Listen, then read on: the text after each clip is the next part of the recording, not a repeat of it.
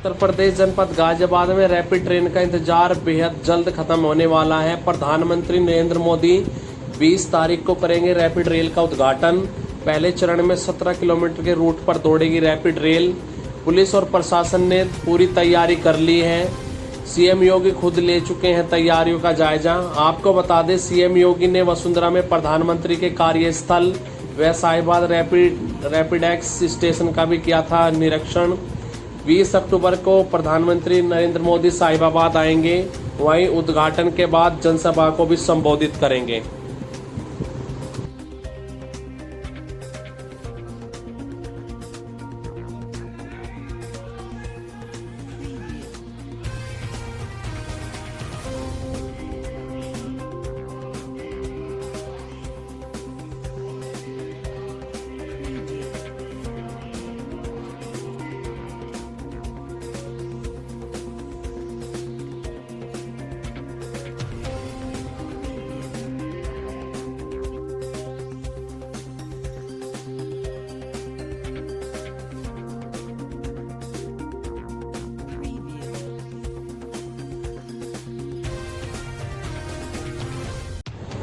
दो बड़ी खबर आ रही है पश्चिमी उत्तर प्रदेश जनपद बागपत से। पहली खबर है, मुख्यमंत्री योगी आदित्यनाथ 26 अक्टूबर को बागपत के दौरे पर रह सकते हैं। दूसरी खबर है, खेत में किसान का शव मिलने से मचा हड़कंप। किसान के चेहरे और शरीर पर मिले चोट के निशान।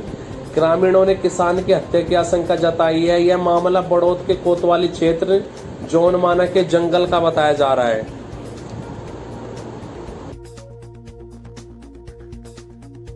पश्चिमी उत्तर प्रदेश पहुंचे आरएलडी प्रमुख जयंत चौधरी। उन्होंने मीडिया को संबोधित करते हुए क्या कुछ कह रहे हैं वो भी सुनते हैं। वहीं संजय बालियान पर उन्होंने निशाना साधा है। संजय बालियान ने बीते दिनों कहा था कि पश्चिमी उत्तर प्रदेश को एक अलग राज्य बना देना चाहिए। लोकदल का क्या कहना है इस मामले में? हमारा तो कहना पहले से ही रहा। हाँ। सरकार इनकी है।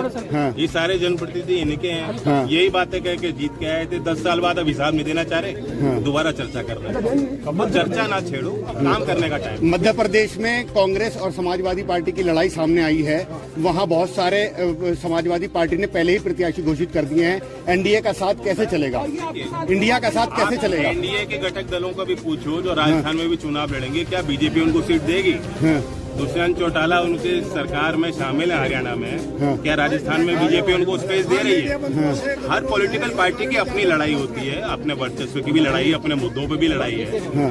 लेकिन इंडिया के जितने घटक दल हैं, कम से कम देश के लिए, राष्ट्र के बड़े मुद्दों पे। समाजवादी पार्टी क्या प्रेशर की राजनीति कर रही है? आज पार्टी राजनीति छोड़ दो सर, एक सिर्फ समाजवादी पार्टी क्या प्रेशर की राजनीति कर रही है? कोई पार्टी ना कोई राजनीति। आज तो हम जो है खेल की उपलब्धियों गठबंधन में किसके साथ जाएंगे? गिनाने के लिए, हम जो गौरव महसूस कर रहे हैं उसे व्यक्त करने के लिए और इनकी जीत की खुशी की मिठाई खाने के लिए आए। न सर, गठबंधन क्या मेरठ गठबंधन में किसके साथ? मेरठ राजधानी बनना चाहिए? क्या मेरठ राजधानी बनना चाहिए? मेरठ उत्तर भारत के खेल जगत का राजधानी बनेगा। आप कहाँ से चुनाव लड़ने जा रहे हैं? आप कहाँ से चुनाव? भाभी भी चुनाव लड़ने जा रही हैं? ज्ञान जी, क्या भाभी भी चुनाव लड़ने जा रही हैं? अभी कोई उत्तर प्रदेश के पूर्व मुख्यमंत्री अखिलेश यादव देवरिया पहुंचे थे। बीते दिनों आपको बता दें, देवरिया में जमीन विवाद में काफी लोगों की मृत्यु हो गई थी। उसके तत्पश्चात योगी सरकार ने तमाम पुलिस अधिकारियों को भी बर्खास्त किया था। आज श्रद्धांजलि देने अखिलेश यादव पहुंचे हैं। वहीं राज्य सरकार को घेर रहे हैं। आइए सुनते हैं। जो जीरो टॉलरेंस की बात करते थे, उन्हें कई अधिकारियों को सस्पेंड करना पड़ा। और अगर अधिकारियों को सस्पेंड किया तो इसका मतलब ये है कि सरकार ये स्वीकार कर रही है कि अधिकारियों की नाकामी रही है, जिसके कारण इतनी बड़ी घटना हो गई। और फिर पारिवारिक चीजों में हम क्यों उलझे कि एक भाई ने जमीन बेच दी, वो भाई जमीन देने को तैयार है, तो ये जमीन का विवाद तो अलग बात है, लेकिन आखिरकार पीछे कौन है? और फिर सरकार आखिरकार क्यों इसका राजनीतिक लाभ लेना चाहती है? सरकार क्यों राजनीतिक लाभ उठाना चाहती है?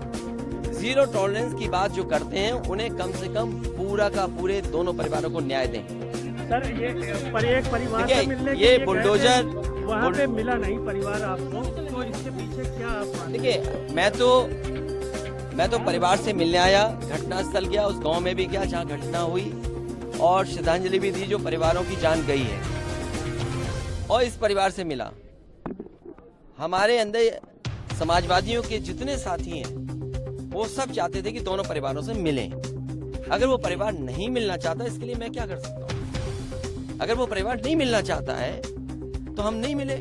अब मुझसे ये पूछोगे कि मुख्यमंत्री हैं, डिप्टी सीएम हैं, विधायक हैं, मंत्री हैं, वो हम पे आरोप लगा रहे हैं, इस प्रेम यादव को माफिया कह रहे हैं, जमीन के गुंडा अपराधी कह रहे हैं, बुलडोजर की धमकी दे रहे हैं। अरे बताओ, एक भी केस उसके पास हुआ उसके ऊपर? कोई प्रधान बनता है, जिला पंचायत सदस्य बनता है, समाज में अच्छा काम करता है, समाजवादी, बस उसका दोष इतना है कि समाजवादी पार्टी के पक्ष में और समाजवादी नीतियों का प्रचार कर रहा था। बुलडोजर संस्कृति नहीं हो सकती है लोकतंत्र में। और जो लोग बुलडोजर, अरे बुलडोजर क्या कार्रवाई करेगा? तुम और भड़काना चाहते हो? अरे ले जाओ ना, तुम मुख्यमंत्री से ले आओ ना बुलडोजर, तुम ले आओ पत्रकार भाई, तुम्हारा मन कर रहा हो। सर यहाँ भी नोटिस चिपका दिया गया। अरे नोटिस तो ये क्या, अधिकारी क्या है, सरकार के सारे पे काम कर। इसीलिए मैंने कहा शासन प्रशासन के लिए और न्याय के लिए देवरिया कांड एक चुनौती है। हरियाणा के मुख्यमंत्री मनोहर लाल खट्टर ने बड़ी घोषणा की है। उनका कहना है कि ग्रुप डी के पेपर के लिए फ्री होगी रोडवेज बस सेवा।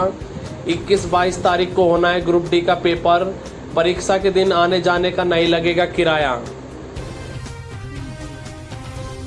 128 साल बाद ओलंपिक में क्रिकेट की वापसी हुई है। 2028 में ओलंपिक में खेला जाएगा क्रिकेट।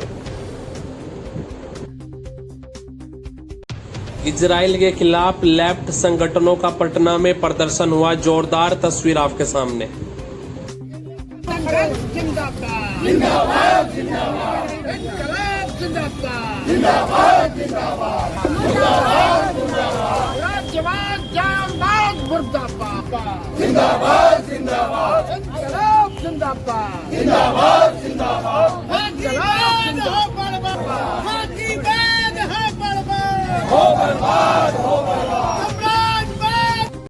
कांग्रेस सांसद राहुल गांधी मिजोरम पहुंचे हैं। मिजोरम पहुंचने के बाद उन्होंने वहां के लोगों से बात की। आइए सुनते हैं राहुल गांधी ने क्या कुछ कहा है।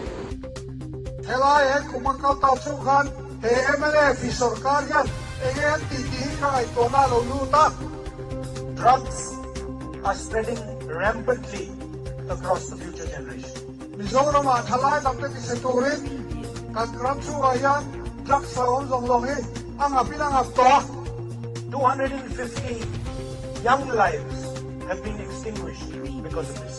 Tu nailong kapo thalai uyong tak zani somalai nunnan sam dikan kiha. And while the BJP attacks your culture, your religion, your tradition, the MNF supports them. BJP सरकारी नंबाली culture ते नमन भूखते इसा कोटे अरों बेगिया मिलाया some months ago I went to Manipur. मेरा कोलकाता था मणिपुर आने का कला and I could not believe what I saw. ताई को कभी और उनको हर किया. The idea of Manipur is being destroyed by BJP. Manipur का दिखा It is no longer a state. It is now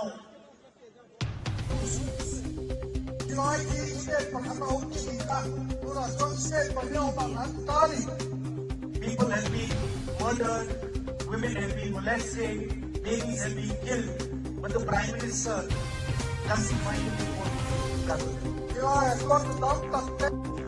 Months ago, I walked across India from Kanyakumari to Kashmir. Kerala to Kanyakumari tanga Barto Kashmir and we walked for almost 4,000 kilometers. Today we walk 2 kilometers. But the message I wanted to give was the same as the one I gave when I walked across India.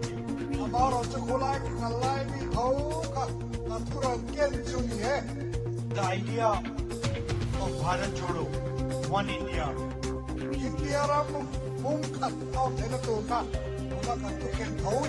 that respects each other and itself,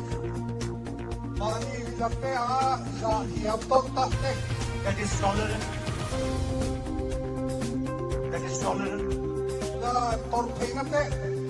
that learns from other ideas, other religions, other languages.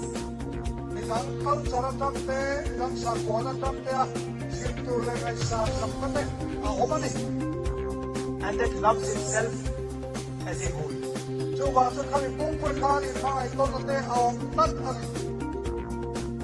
And that is the idea that is under attack by the BJP.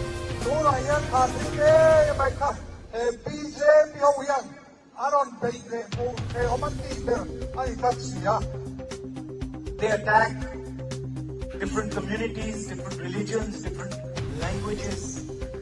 They spread hatred, violence in the country.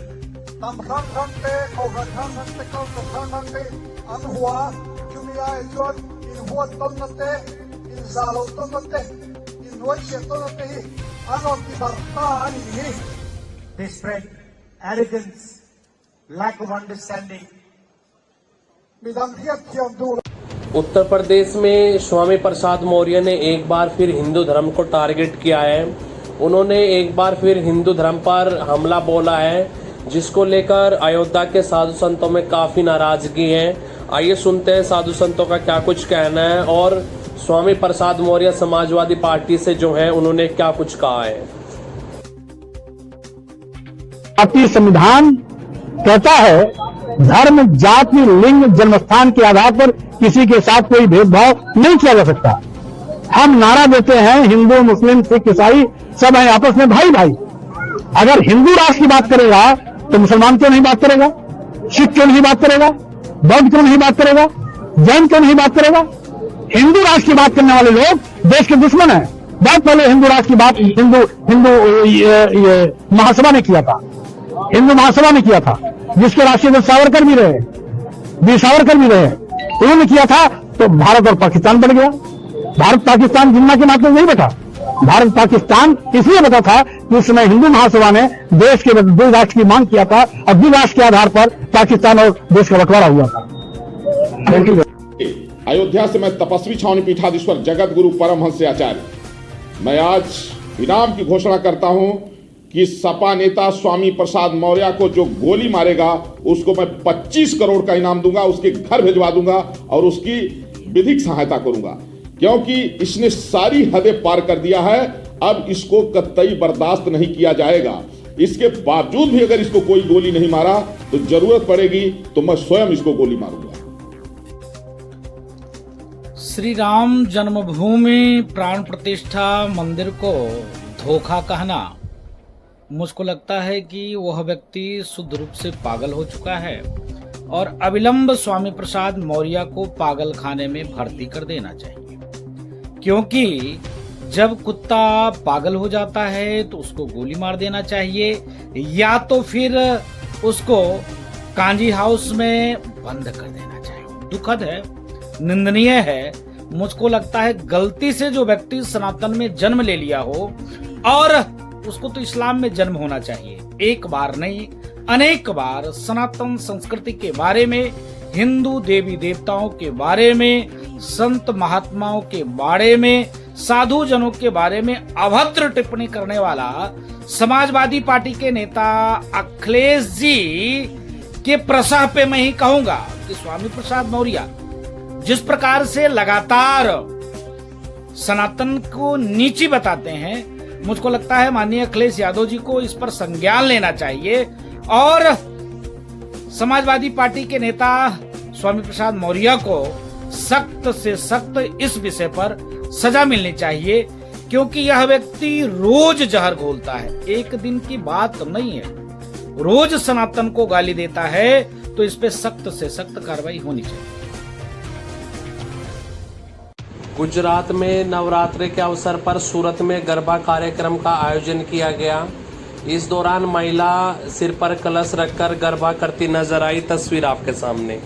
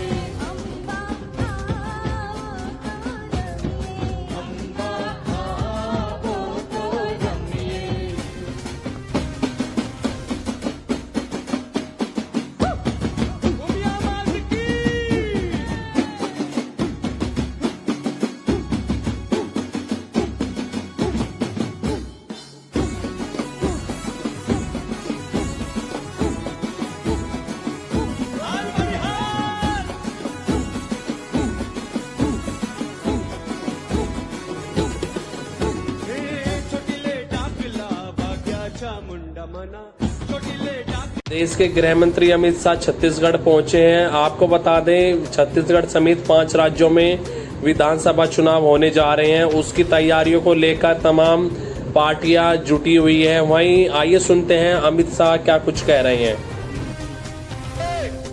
मुझे मालूम है हिसाब देने का आपका स्वभाव नहीं है, आप विकास का हिसाब किताब नहीं करते हो। बेचारे ताम्रध्वज साहू और राजा साहब से हिसाब किताब करने में पड़े हो, आप विकास का हिसाब नहीं।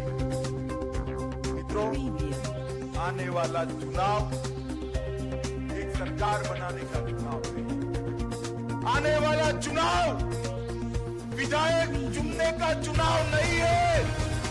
आने वाला चुनाव मोदी जी के नेतृत्व में स्वर्णिम भविष्य वाले छत्तीसगढ़ बनाने का चुनाव। हर छत्तीसगढ़िया ने एक वोट मोदी जी के नेतृत्व में स्वर्णिम छत्तीसगढ़ बनाने के लिए देना। छत्तीसगढ़ मित्रों, भूपेश बघेल ने छत्तीसगढ़ को कांग्रेस के दरबार का एटीएम बनाकर रखा है, एटीएम बना। छत्तीसगढ़ के मेरे आदिवासी युवा के अधिकार का पैसा दिल्ली दरबार की कांग्रेस की तिजोरी में जाता है। दलित युवा का पैसा दिल्ली दरबार की कांग्रेस की तिजोरी में जाता है और मेरे पिछड़ा वर्ग के युवा भाइयों बहनों का अधिकार भी दिल्ली में जाता है। और मैंने करप्शन का ऐसा, जैसे फूड चेन बनते हैं ना, कोई पिज्जा का फूड चेन बनाएगा, कोई पाव भाजी का बनाएगा, इन्होंने करप्शन का पटवारी से लेकर मुख्यमंत्री तक का पूरा करप्शन चेन बना दिया है जो दिल्ली तक जाता है। सर शाह कह रहे हैं सर मॉब लिंचिंग के जरिए जो सीधे तौर पर कांग्रेस सरकार पर आरोप लगाया है, क्या लटकाने की बात भी कह रहे हैं। इसके अलावा कर क्या सकते हैं वो, मतलब धमकी दे रहे हैं सुनिए सरकार को, और वो कर भी रहे हैं भाई। और फिर उनकी तो पीएचडी है ये सब चीजों में। तो इस प्रकार की भाषा, ये छत्तीसगढ़ है। छत्तीसगढ़ में यहाँ हमारे आदिवासी भाई रहते हैं जो आदि संस्कृति को मानते हैं। यहाँ कबीर के मानने वाले लोग, यहाँ गुरु घासीदास के मानने वाले, यहाँ स्वामी आत्मानंद के माध्यम से रामकृष्ण परमहंस की जो परंपराएं हैं वो चलती है। भाईचारा प्रेम की भाषा चल रही है। यहाँ डिवाइड एंड रूल की योजना नहीं चलेगी।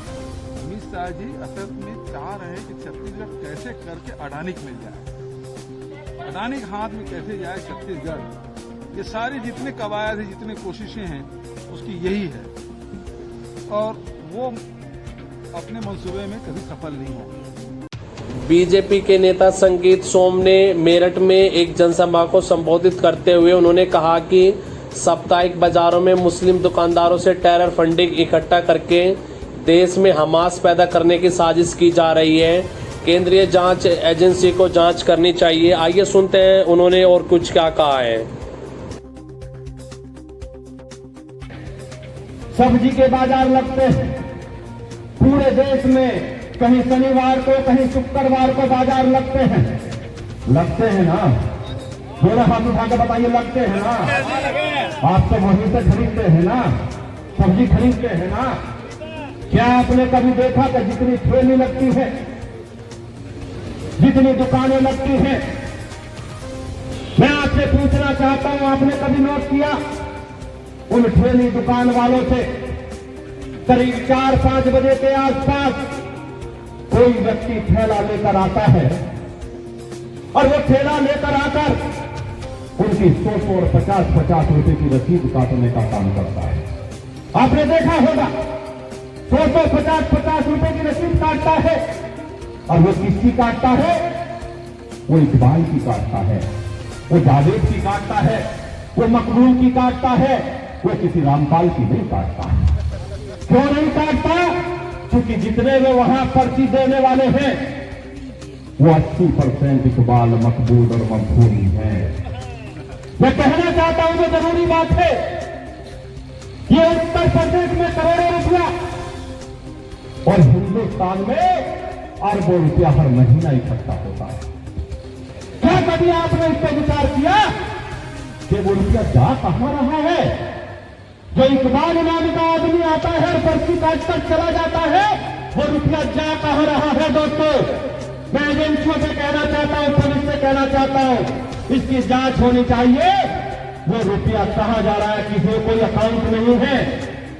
जिसका हिंदुस्तान में नया हमास जैसा आतंकवाद खड़ा करने के लिए फंडिंग इकट्ठी हो रही है क्या? क्या वो फंडिंग इकट्ठी की जा रही है क्या? आप समझिए दोस्तों, वो इसी तरीके का कुछ बड़ा करने के लिए फंडिंग इकट्ठी होती है, हर हफ्ते इकट्ठा की जाती है वो फंडिंग। दोस्तों, मैं आप लोगों से कहना चाहता हूं, क्षत्रिय समाज के लोग बैठे हैं कि इस पर ध्यान देने की जरूरत है। एजेंसी तो ध्यान दे ही रही है, देंगे भी, लेकिन इस तरीके के लोगों को मुक्त करने का काम भी हमें लोगों को करना है, हमें ही करना है। मैं आप लोगों से कहना चाहता हूं। पश्चिमी उत्तर प्रदेश के मेरठ मंडल के बसपा प्रभारी प्रशांत गौतम 1.5 साल में तीसरी बार पार्टी से निष्कासित किए गए हैं।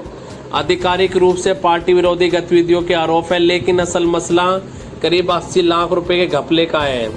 पिछली बार जिला अध्यक्ष मोहित आनंद भी निकाले गए थे, थोड़े दिन बाद फिर वापसी हो गई थी।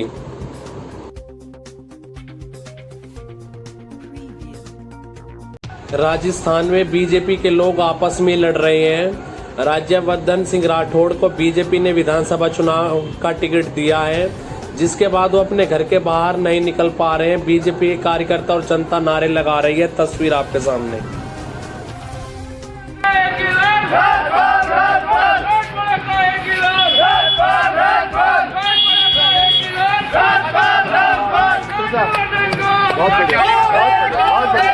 बहुत बढ़िया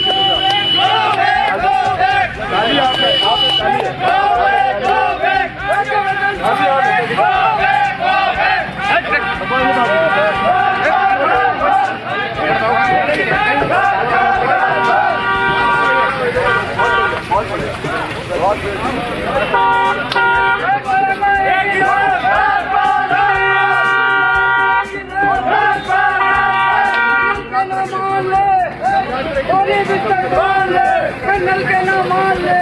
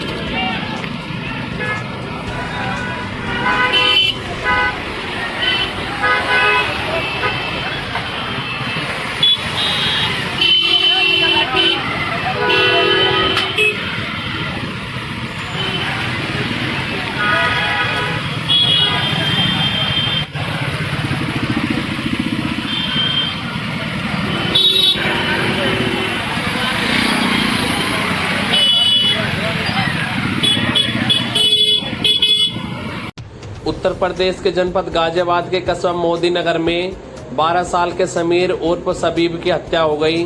घर के अंदर गटर में 2 मोटे पत्थर से लाश बंधी हुई मिली। सौतेली मां रेखा पुलिस की हिरासत में है। पूछताछ इस वक्त जारी है। उत्तर प्रदेश के प्रयागराज पुलिस ने सपा नेता पूर्व ब्लॉक प्रमुख मुजफ्फर को बुरखे में पकड़ा है। गो तस्करी में वांटेड मुजफ्फर पर कई मुकदमे दर्ज है। वो पुलिस से बचने के लिए शादी समारोह में बुर्का पहनकर पहुंचा था। तस्वीर आपके सामने। बिहार के बक्सर में फिर से ड्रिल हुई ट्रेन। डुमरांव में मालगाड़ी की बोगी पटरी से उतरी। तस्वीर आपके सामने।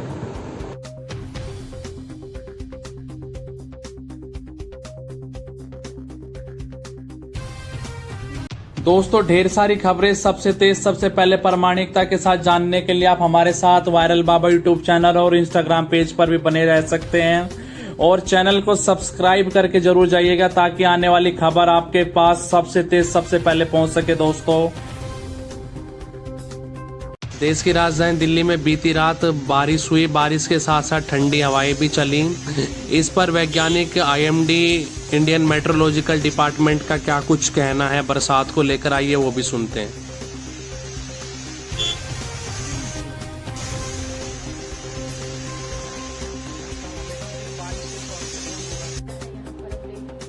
दिल्ली एनसीआर में जैसा आप देख रहे हैं सुबह से ही बादल छाए हुए हैं, तो आज शाम को दोपहर के बाद से लेके थोड़ा बहुत थंडरस्टॉर्म एक्टिविटी होने की पॉसिबिलिटी है और बहुत स्ट्रांग नहीं होगा। Light thunderstorm activity, light rain भी होने की पॉसिबिलिटी है और इसका आज के बाद कल थोड़ा थोड़ा क्लाउडिंग रहेगा। उत्तर प्रदेश के मुरादाबाद में यूट्यूबर से हकीम बने अब्दुल्ला पठान के दवा खाने पर स्वास्थ्य विभाग की छापेमारी हुई। 33 दवाओं के सैंपल लिए, दवाओं पर कंपनी का नाम नहीं मिला। यूट्यूबर पर प्रचार करके पुरुष शक्ति से लेकर हर प्रकार के मर्ज की दवा बेची जा रही थी। यहां अवैध बिक्री की लगातार शिकायत आ रही थी। तस्वीर आपके सामने। वो मेरी बड़ी साली है, उनके लिए वो दवाई लेने के लिए आया हूँ। इंशाल्लाह उन्हें भी आराम हो जाएगा। उनका कॉल आया था, उनसे बात करनी थी। तो अब्दुल्ला भाई उस टाइम वीडियो बना रहे थे तो बात नहीं हो पाई। मैंने उनको बोला था कि कुछ वक्त मैं बात कराता हूँ। अब्दुल्ला भाई ने खुद कहा था कि थोड़ी देर में बात करूंगा। तो इंशाल्लाह उनकी प्रॉब्लम सुनकर इंशाल्लाह दवाई मिलेगी उनको भी और उनको वहाँ तक पहुँचाई जाएगी और उनसे भी आराम हो जाएगा इंशाल्लाह। वो भी ठीक हो जाएंगे अल्लाह चाहे तो। ये नंबर मेरे अब्दुल्ला भाई जैसे दिखते हैं वैसे वीडियो में दिखते हैं, ऐसे इंशाल्लाह यहाँ रियल में भी हीरो है ये। और अल्लाह ने बहुत शिफा दी है इनके हाथ में, इनकी दवाइयों में। अल्लाह इनको आफियत दे, चैन दे और सुकून दे। अल्लाह इनकी इज्जत को बुलंद करे। आमीन। जितने भी लोग आ रहे हैं अल्लाह पाक सबको शिफा दे। आमीन। और अल्लाह इनको दुआएं दे, जो भी दवाई लेके जाए अल्लाह पाक उनको दुआएं दे, इनकी जिंदगी में सुकून और चैन रहे, इनकी पूरी उम्र अल्लाह पाक दराज रखे। अल्लाह इनको शिफा दे, हर परेशानी से बचाए, हर आफत से बचाए। दुनिया जमीन की जितनी भी आफतें अल्लाह उन सबसे हिफाजत करे। आमीन आमीन। तो ये नंबर मेरे अलावा कोई भी नंबर नहीं है। आजकल कोई भी आदमी मेरे जैसे आईडी बना के अब्दुल्ला पठान ऑफिशियल लिख के उस पर मेरी फोटो लगा के मेरी वीडियो डाल के नंबर अपने लाया था, वो नंबर मेरे नहीं है। ये राम मंदिर की लेटेस्ट तस्वीर जारी की गई है। नजर आने लगा भव्य मंदिर। फर्स्ट फ्लोर के खंभे 15 फीट हुए ऊंचे। कानपुर से बड़ी खबर आ रही है। उत्तर प्रदेश इंस्पेक्टर कलेक्टरगंज के राम जन्म गौतम 50,000 रुपए की रिश्वत लेते हुए गिरफ्तार कर लिए गए हैं। एंटी करप्शन की टीम ने रंगे हाथ पकड़ा है इन्हें।